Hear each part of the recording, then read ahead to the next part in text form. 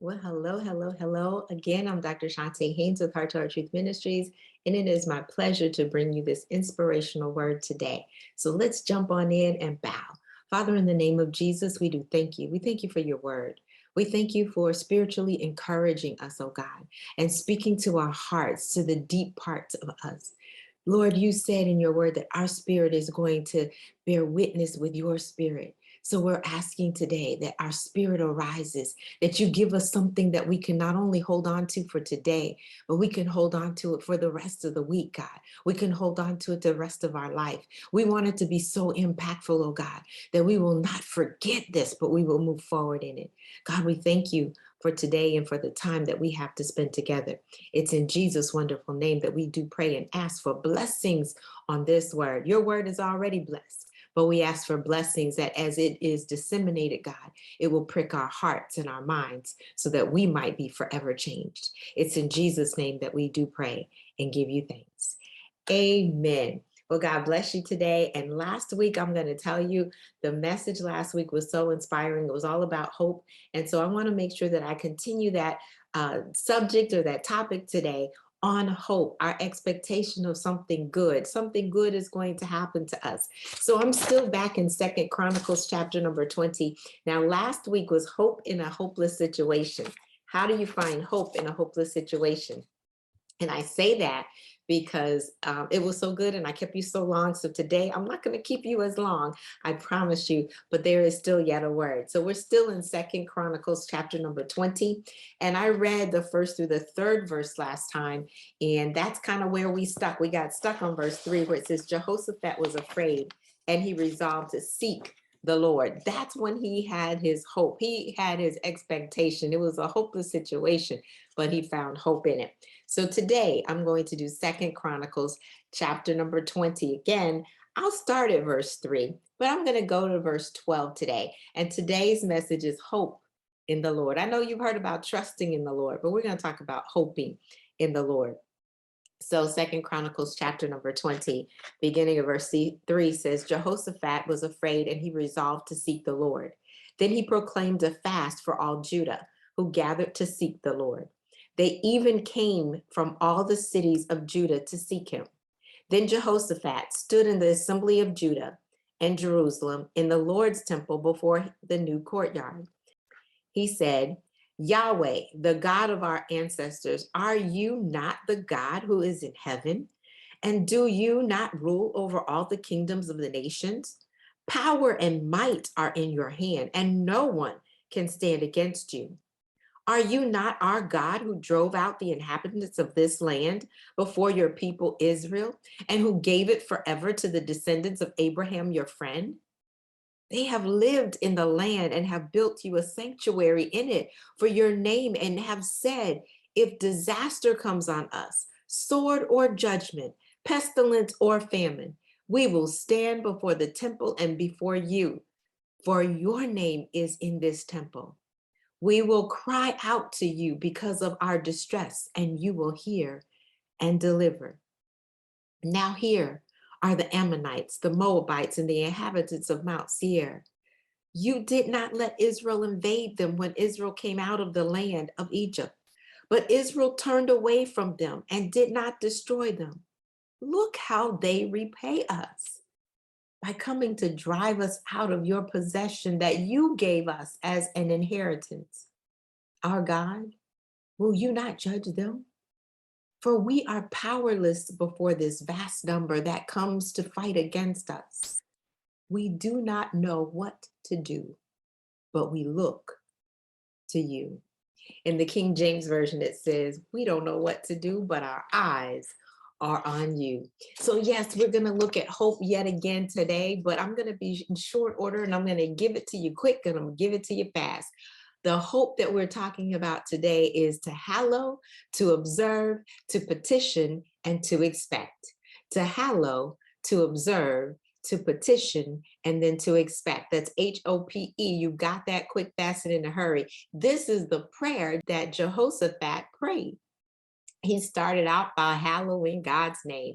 What does it mean to hallow? It means to make holy, to make him separate, to recognize his benefit, to acknowledge who God is, to exalt his wonderful name. And that's exactly what he did. What did Jehoshaphat do? He looked to the Lord. We're going to seek you because our help comes from you. We look to the hills from which our help comes. The question is there from the psalmist. We don't look at the hills for our hope, but our help is going to come from you. He looked for help from the one who was able to receive or to give the help. Sometimes we run to people thinking that they're going to help us, but those very people don't have anything that they can do. They don't have the means, they don't have the desire, they don't have the ability, they don't have the attitude, they don't have the willingness. They cannot do anything. But for the one who is able to do something for us, if we run to them, then there's most assuredly an opportunity for them to come through on our behalf. So let me just say this, from verses 3 to verse 7 is where you identify, or where we identify, that Jehoshaphat was hallowing the name of God. Are you not the God? Are you not the God of heaven? Did you not do this? Let me just ask you, are you not this one? I'm just kind of reminding you, God, how great you are. I'm just reminding you, God, just how holy you are. I'm reminding you that you are the only one that is more than able to do this. So, God, I'm just going to put you in remembrance of who you really are. See, sometimes we try to control some things, and we try to control some situations or systems or circumstances, and we can't. Think about the weather. And I'm always, I know, probably getting on the weather thinking that every time they tell you it's about 80% chance of rain and then it doesn't rain, and you say, how do you didn't keep your job? Well, the weather is this. It shows us that God is the only one that has the authority. We don't. We only can report the weather. God is the one that controls it all, right?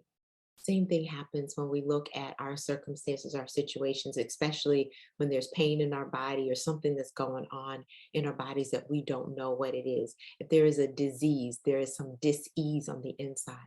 We don't control it, but God gives us the authority to come to him. And so we want to believe his report. We want to make sure we're lining up our words and our actions with what he says. We're going to hallow his name. God, you are the God of more than enough. You are Jehovah Rapha. You are the God that healeth thee. And you've healed so many times before in the past. It doesn't mean that you can't do it. You are more than able if you are so willing to do it, God. I'm coming to you. That's what Jehoshaphat said. God, we don't know what to do, but we're talking to the one who is more than able. The second thing, the observe. He observed what was going on or what God had already done. Hey, we are in a desperate situation. And I wrote this down. Admission of the true power of God often shows up in desperate situations. See, the thing about it is when we think that we can handle it, sometimes we forget to even ask God for it. We forget to even talk to him about it. We just keep going on about our business, running, doing, and we get frustrated because we're in our flesh. But the Bible tells us in James chapter number 4, verse 2, it says, we need to come to him. Bottom line, we have not because we ask not. We're frustrated because we didn't ask. We're overwhelmed because we didn't ask. We didn't ask for the peace. We didn't ask for the provision. We didn't ask for him to take care of the situation. We just tried to set out and do it on our own. But as long as we think that we can, we won't ask.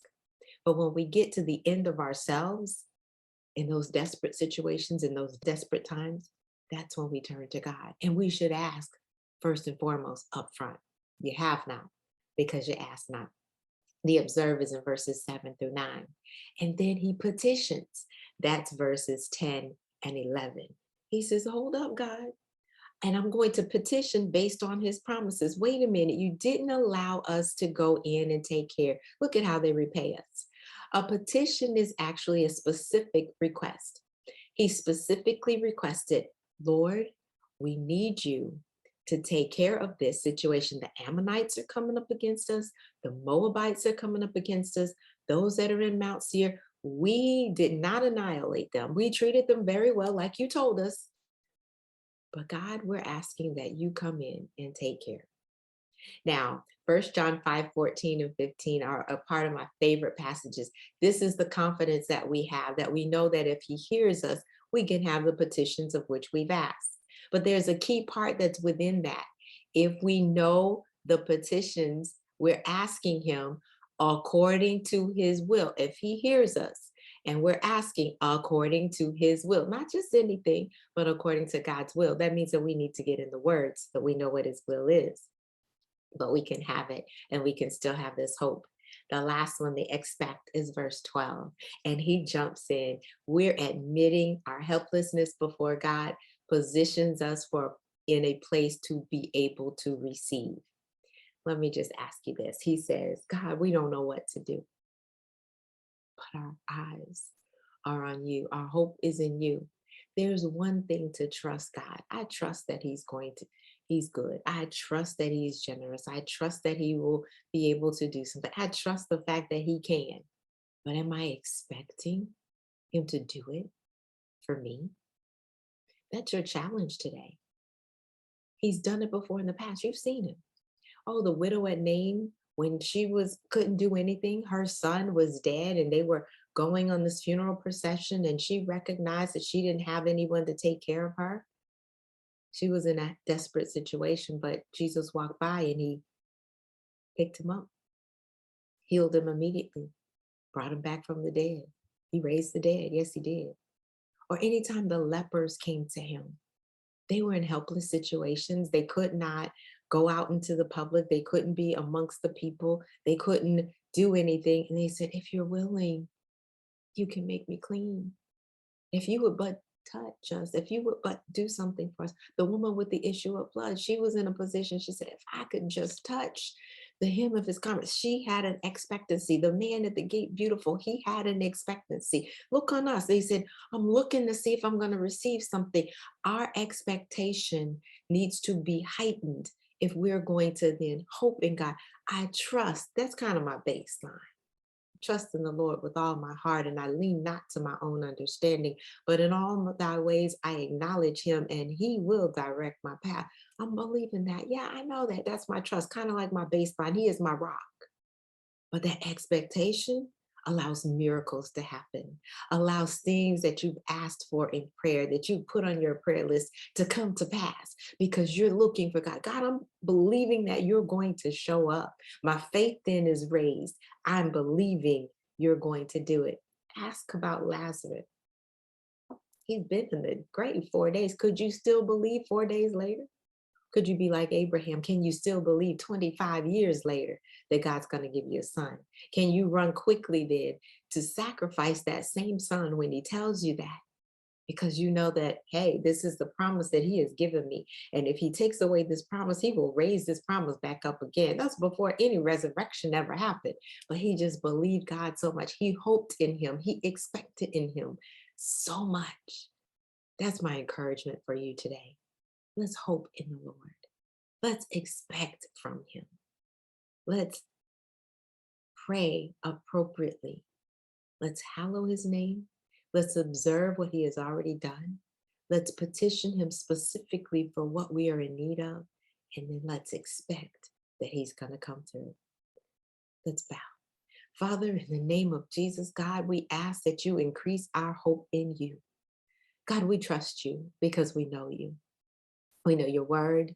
We know your promises. But help us to believe that it is for us, God, not just for anybody. Sometimes it's more difficult for us to believe that you're going to intervene in our situations.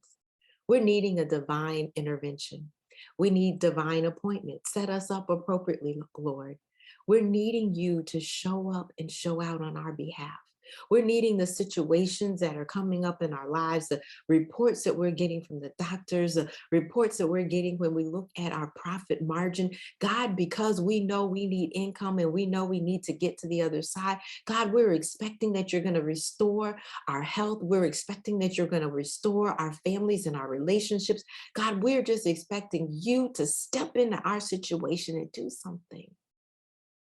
It's not that you can't, because we know you can. You've already proven it. It's not that you're not willing.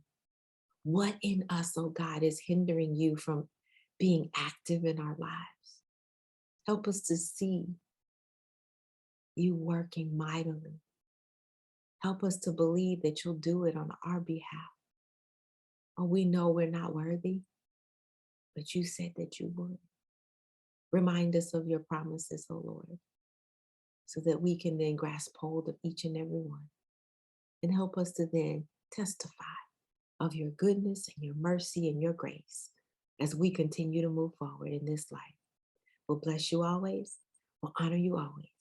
In Jesus' name we do pray and give you thanks.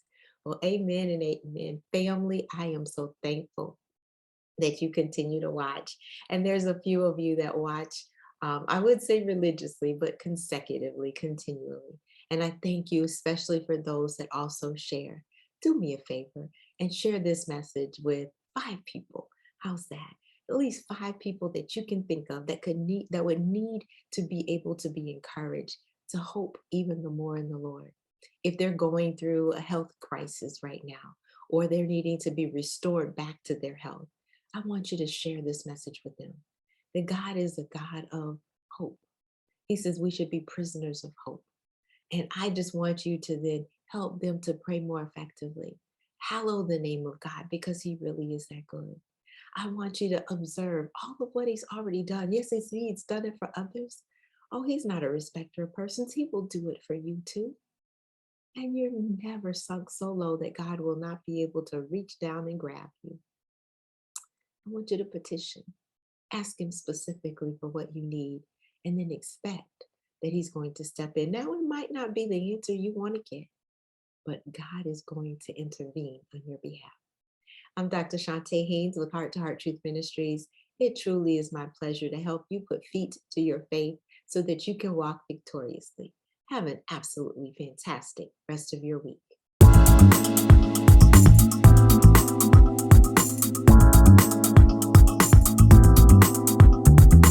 You can find us online at htruth.org.